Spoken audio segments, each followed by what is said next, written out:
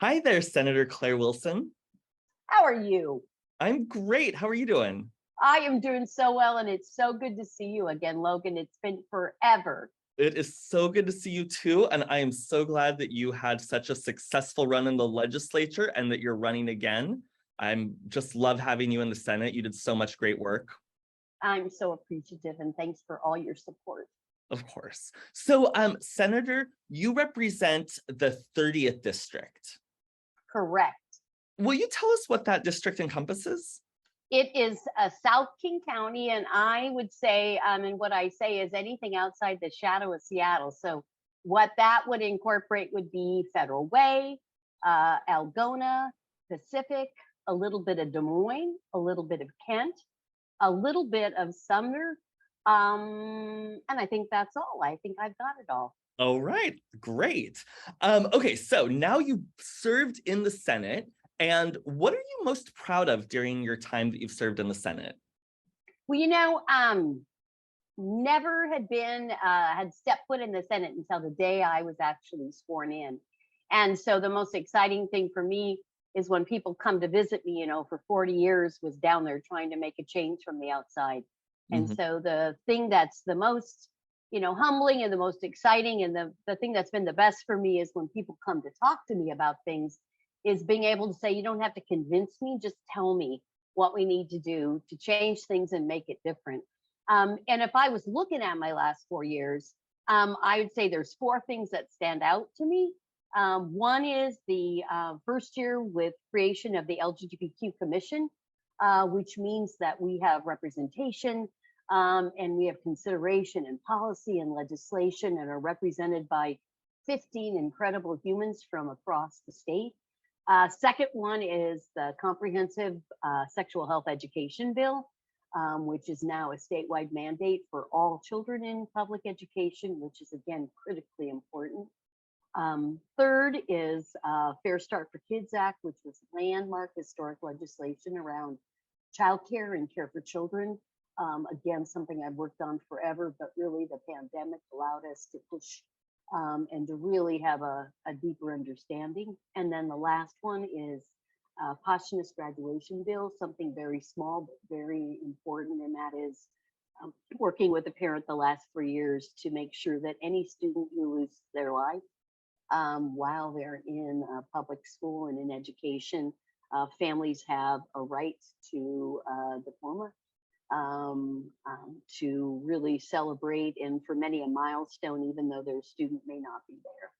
And Mhm. so hugely important in so many ways. And so I guess that's where I will stop, but just have been so proud to be able to be there and to represent such a large number of individuals across the state. Yeah, those are wonderful work. When you're saying that it's good to be there and just to come and tell you what can be done to make communities better, like it sounds like you're listening to constituents. I was on the Planned Parenthood Day of Action where we're talking to our representatives, and they were like trying to figure out like how can we talk to any of the senators? Can we talk to any, like, are we going to be able to get meetings? Probably not going to be able to get meetings. We might be able to talk to their chiefs of staff or to someone on their staff. And I said, well, I wonder, I feel like Senator Claire Wilson, I might be able to talk with her chief of staff or somebody on the staff. And then I bumped into you and you brought me into the office and we talked all about the bill, and you were very excited about their suggestions for what we could do. And one thing that I remember about that is there was at the time, insurance companies could send documents to people's homes talking about their abortions. So like if a woman was 21 years old and she's on her parents' plan, her parents could get a letter in the mail talking about her abortion care. And I'm pretty sure that passed, and we can't do that in Washington State anymore, which was, I mean, such an important thing just for basic privacy for a woman's right to her health care. So it was moments like that that I'm so glad that you're in the Senate. Well, and I have to say that the ideas for legislation don't come from the inside, and what I say is I didn't know a lot about what happened on the inside, but I had a lot of people I knew on the outside that I brought with me.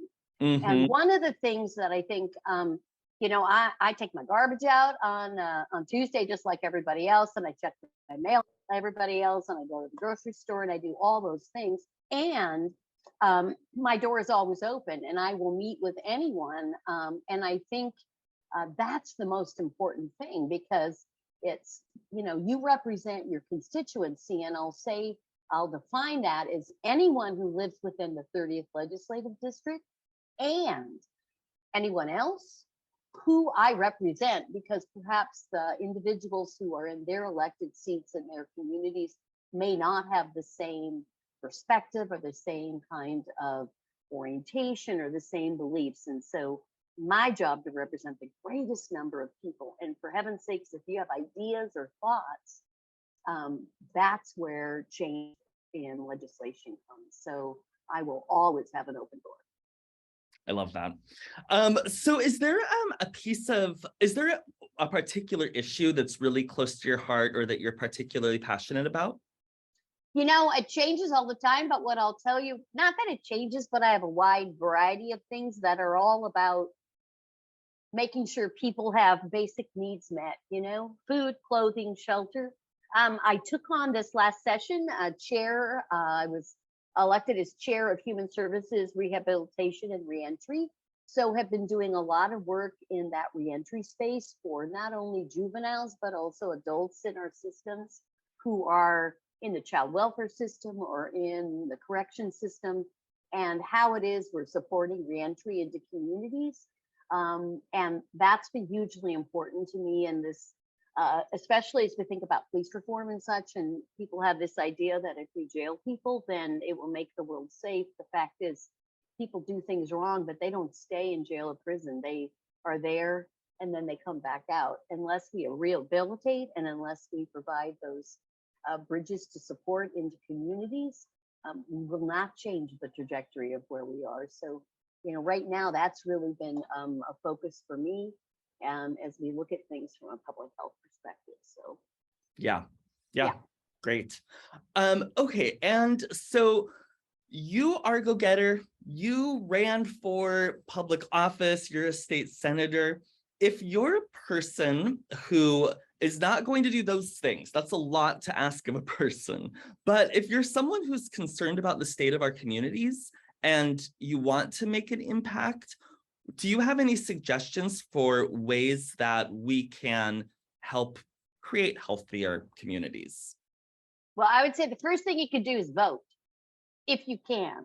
And I will also say not everyone can. And so that's the first thing. And I think the most important thing is the belief that your vote does make a difference. And I am a firm believer that, you come with solutions and you come with the ability to make a difference. And if you don't do either of those things and you complain, it's a tough thing to have a conversation. The second thing I would say is I always tell people to figure out where their purpose and where their passion kind of match. And if you can find that sweet spot, whether it's around the environment and it may be cleaning up a local park, or maybe it's around, working with young people or whatever that is, there are ways to, whether it's talking to your neighbors about it or whether it's volunteering, those are all things that change the trajectory. You don't have to be an elected official. And as a matter of fact, if you want to be one, you're not going to get a lot of work done. The most work and the biggest change you can make is those things, I think, closest to home. And then the other thing I think is to make sure that you're providing access, ownership, and voice, and that you're not, being the voice for others, but creating that space. And I'm going to say we got social capital and then we got fiscal capital. And so those are other two things. You may not have time, but maybe you have money. And you may wonder why money, but money is what really allows the word to get out, especially to counter what we know are mistruths that go out every single day. And when we think about social media and we think about just all of that. So, so voting, using your voice, actually working on a campaign. If you believe in someone and you're aligned, you could make phone calls, you could text, you could knock on doors, all of those things. You could be nice to your neighbor. Yeah. Well, those are all really good suggestions, and I'm going to take them to heart.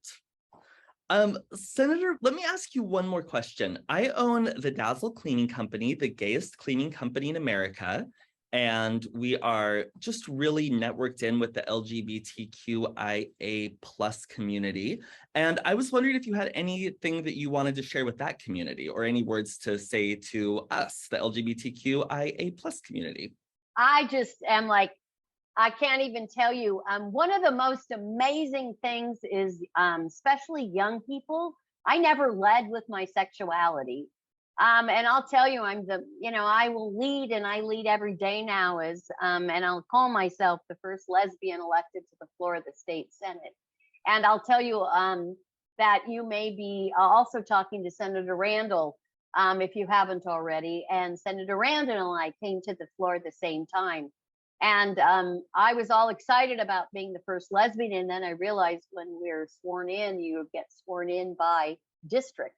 And Senator Randall's was the 26th and mine was the 30th. And I'm like, oh no, she's going to be the first lesbian. And then we had this conversation. She said, not to worry, I'm the first queer, you're the first lesbian. And so I just can't tell you how proud I am, and how proud I am to change the conversation on the floor of the Senate. How proud I am to speak up and out for not only young people, but also elders and individuals like myself who are card-carrying members of Medicaid. I'm proud to continue to stand up and out to make sure that marriage equality, that access to reproductive health, regardless of how you identify and how you walk this world, all those things are protected, that our young people can be in their classrooms and be safe, and the adults in their system know what it means, and knows how important it is to value human beings as they walk in. And when I look at our homeless individuals, when I look at individuals who are committing suicide, and our individuals that are doing self-harm, it's many members of our community. And so as brothers, sisters, and siblings, it's like anything that we can do to make sure we're providing resources and creating the environments that we all deserve, that come to others just because of their privilege.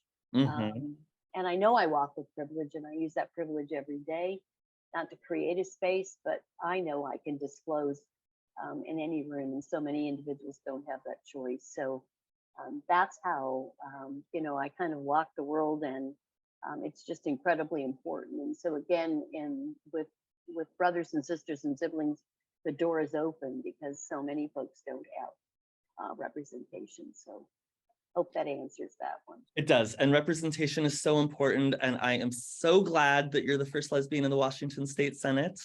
And I'm really looking forward to seeing you this coming Saturday night between 5 and 8 p.m. at St. John's on Capitol Hill for Q the Blue. And we will hear more about you and what drives you, and raise money and get volunteers for your campaign.